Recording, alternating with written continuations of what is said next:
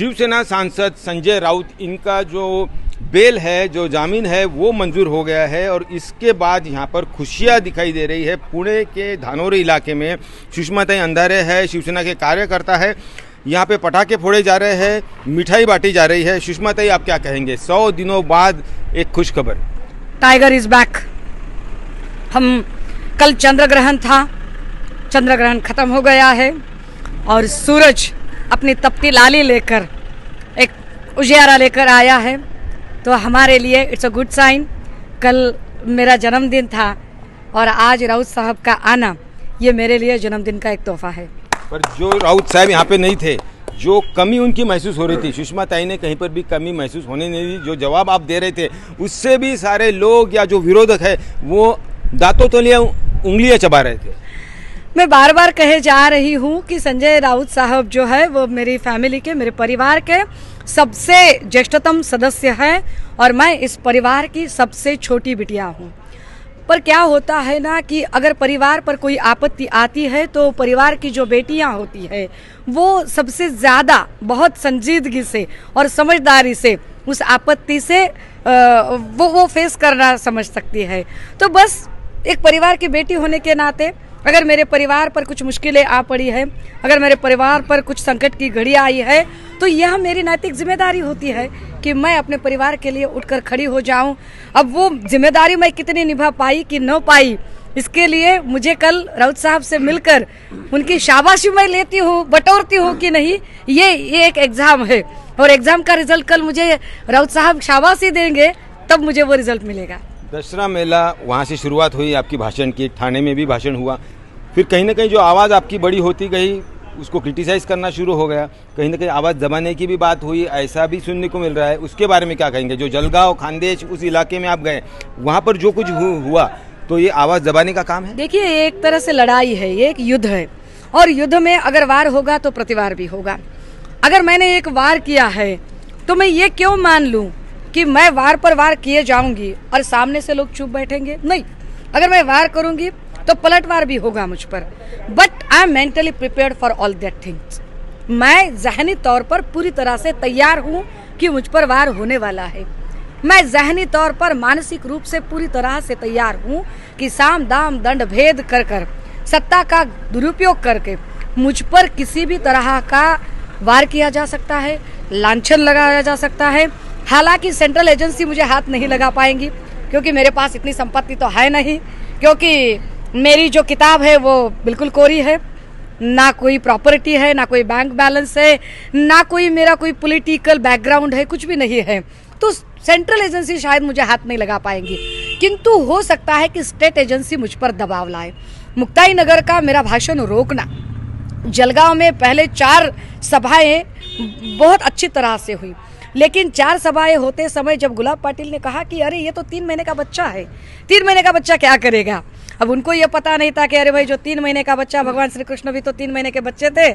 इतने छोटे बच्चे होने के बावजूद उन्होंने बड़े बड़े राक्षसों का संहार किया था। तो 3 महीने का बच्चा जब नाखून भी निकालता है, 3 महीने का बच्चा आपके पूरे पर निकाल कर आपको पूरा सरे बाजार नंगा भी कर सकता है। यह जब उनके समझ में आ गया तब उन्होंने मेरे भाषण पर रोक लगा दी। मैं आपको यह बड़ी जिम्मेदारी के साथ बता दूं कि मुक्ताई नगर की सभा के लिए हमारे पास पुलिस परमिशन था। मेरे अगेंस्ट कोई भी एफआईआर नहीं हुई, मेरे अगेंस्ट किसी भी तरह की प्रिकॉटरी कोई नोटिस नहीं जारी की गई थी, या मेरे अगेंस्ट किसी भी तरह का कोई निवेदन, कोई पर्ची, कोई अर्जी किसी भी समाज के किसी घटक से नहीं आई हुई थी। किंतु फिर भी मेरे भाषण पर रोक लगा दी गई और सिर्फ 10 बजे तक मैं किस तरह से होटल से बाहर नहीं निकल पाऊंगी, इसके लिए गुलाब पाटिल ने हर तरह की पैंतरेबाजी की। पर मुझे लगता है ये लोग व्हाट्सएप यूनिवर्सिटी से तैयार हुए लोग हैं, इनको शायद ये पता ही नहीं कि अरे भाई, आपने मुझे बाहर नहीं निकलने दिया, लेकिन दुनिया हाईटेक की है और हाईटेक दुनिया में आपने मुझे बाहर निकलने नहीं दिया तो क्या हुआ?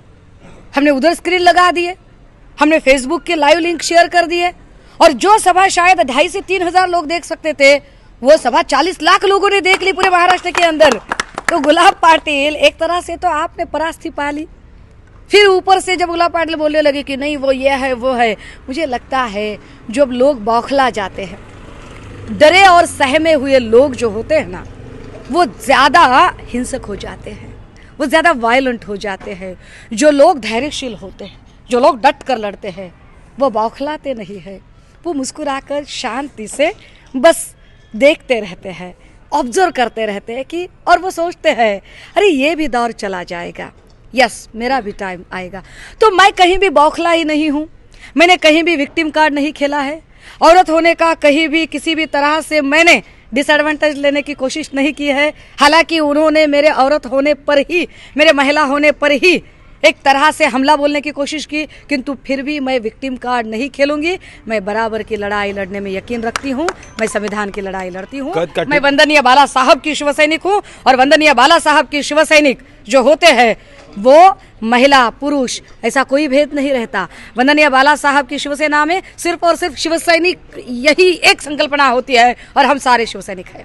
कद काठी पर भी बातचीत हुई, जो तेज तर्रार बुद्धिमत्ता है उसको कहीं ना कहीं नजरअंदाज किया जा रहा है। नहीं, सॉरी मैंने आपका प्रश्न नहीं समझा। आपके हाइट को लेकर भी बातें हुई।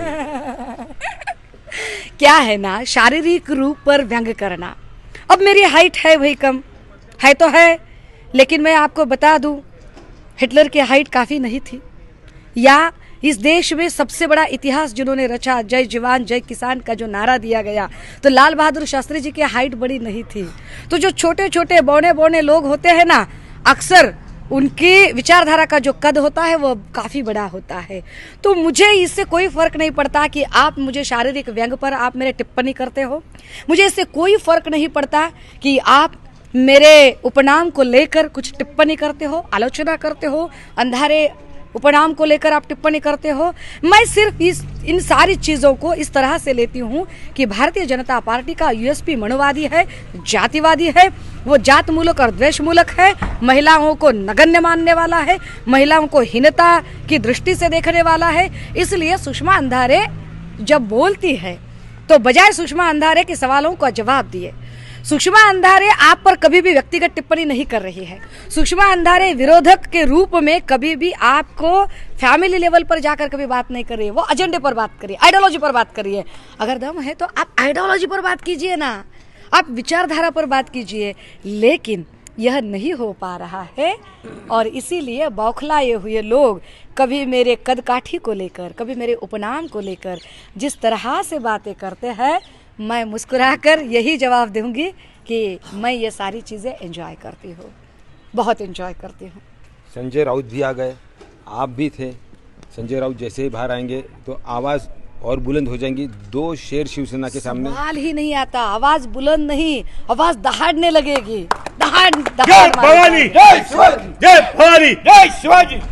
राउत साहब बहुत बड़े नेता हैं, हम छोटे छोटे, लेकिन छोटे छोटे शिव सैनिकों ने अपनी तरफ से यह पूरा किला बहुत ही हिम्मत के साथ डट के लड़ा है। और अब अगर हमारे सरदार हमारे साथ है तो और ज़्यादा लड़ाई में रंग भरा जाएगा। 100 दिन अंदर आपसे दूर थे, उससे हानि नहीं पहुंची शिवसेना को?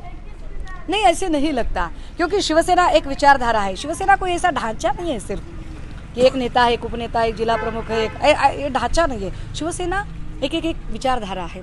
शिवसेना की एक अपनी धरोहर है। शिवसेना में हर शिव सैनिक एक लड़ने का स्पिरिट लेकर आता है। और यही बात थी कि आपने देखा होगा कि उन्होंने हमारा नाम हमसे छीनने की कोशिश की, हमारा चुनाव चिन्ह हमसे छीनने की कोशिश की, किंतु फिर भी चुनाव चिन्ह बदलने के बाद का जो पहला चुनाव था, उस पहले चुनाव में अंधेरी पूर्वने में हमने बड़ी ही ऐतिहासिक विजय हासिल की है। शिवसेना खासदार यानी सांसद संजय राउत पर कुछ आरोप लगे हैं, इसीलिए उन्हें इस तरह से उनके खिलाफ कानूनी कार्रवाई हुई। कुछ तो गलत हुआ होगा। 5008 केसेस दर्ज है ईडी के। 5008 केसेस में सिर्फ 8 केसेस में कन्विक्शन हुआ है, 5000 केसेस में नहीं हुआ है। इसका अर्थ यह है कि ईडी का कन्विक्शन रेट % से भी कम है। अगर % से वो कम है तो 5000 जिन पर केस दर्ज हुए, उन 5000 फैमिली को जो भी जिस पीड़ा से गुजरना पड़ा उसके लिए जिम्मेदार कौन है? अगर % से भी ज़्यादा अगर वो रेट है तो ईडी का उपयोग किस लिए किया जा रहा है? क्या ईडी का उपयोग सही मायने में यहाँ आर्थिक घोटालों को बाहर निकालने के लिए किया जा रहा है, किसी राजकीय हेतु से किया जा रहा है? ये भी देखना मुनासिब रहेगा। रही बात संजय राउत साहब की, तो हमें विश्वास है कि राउत साहब निर्दोष है, और वो निर्दोषता से बाहर आएंगे। ईडी हाईकोर्ट में जाने वाला है? ईडी हाईकोर्ट में जाने वाला है या ईडी को हाईकोर्ट में जाने के लिए कहा गया है, ये सारी चीज़ों के लिए हम मानसिक रूप से तैयार है और हर हाल में हमारा पूरा शिवसेना परिवार आदरणीय संजय राउत साहब के साथ बड़ी खंभीरता से खड़ा हुआ है। कितनी खुशी है? बहुत खुशी है, संजय राउत साहब को जामीन हो गए, हम बहुत खुशी है। हम दिवाली मनाएंगे और हमारे जो सरदार है वो कल से रणांगण में आ जाएंगे और हम युद्ध के आगे युद्ध के लड़ने के लिए हम पूरे शिव सैनिक कार्यकर्ता सब तैयार है। आप कैसी खुशी है? अब ऐसी खुशी हो गई कि आपने जो बाला साहब का जो शिष्य है वो आप टाइगर वापिस आया है। वो टाइगर अभी वो 40 जनों को आप नंगा करके वो आप विधानसभा में 2024 को आप विधानसभा में जो शिवसेना उद्धव बाला साहब ठाकरे ये नाम से विधानसभा मुख्यमंत्री उद्धव साहब का विचार का होऊंगा, मैं ऐसा बात करता। जय हिंद, जय महाराष्ट्र। आप बताइए। खऱ्या अर्थानं पाहिलं, हिंदी बोलू या हिंदी में। सच देखो तो हमारा आज जो टाइगर है आज बाहर आया है 102 दिन के बाद। वैसा होना ही नहीं चाहिए था। ये भाजपा की पूरी नीति है। जो भाजपा वाले ने जो अभी जो किया है ये अच्छा नहीं किया। जनता को पूरा पता चल रहा है कि क्या हो रहा है, ये कौन सी दिशा से चल रही है। इनको वो जो मोदी जो है जानबूझकर ये लोग कर रहे हैं कि यहाँ से जो महाराष्ट्र की जो मीडिया पार्टी है शिवसेना को खलास करेंगे, बाद में हम राज करेंगे, ऐसा कुछ नहीं है। अभी शिवसेना और ताकत से लड़के और इनका सबका जो 40 गए ना उनको सबको घर पे बिठा देंगे। तो देखिए यहाँ पर खुशियाँ मनाई जा रही है। शिवसेना, शिवसैनिक और सुषमा अंधारे पटाखे भी फोड़े, मिठाई भी बटी। सबको उम्मीद है जल्द ही सांसद संजय राउत बाहर आएंगे और उनके साथ कंधे से कंधा मिला के फिर एक बार उनकी लड़ाई शुरू हो जाएगी। कैमरामैन गोपाल हरने और समीर शेख के साथ पंकज खेलकर, पुणे, आज तक।